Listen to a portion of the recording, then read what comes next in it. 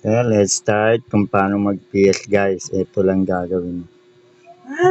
Search nyo lang itong Rolly Moons. Ayan, click nyo itong Rolly Moons. Pero dapat nakalagin na kayo sa Google ng Roblox ng account nyo.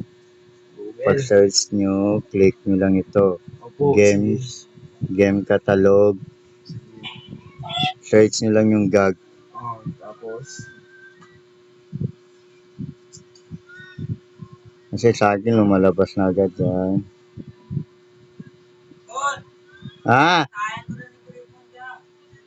Play on Roblox.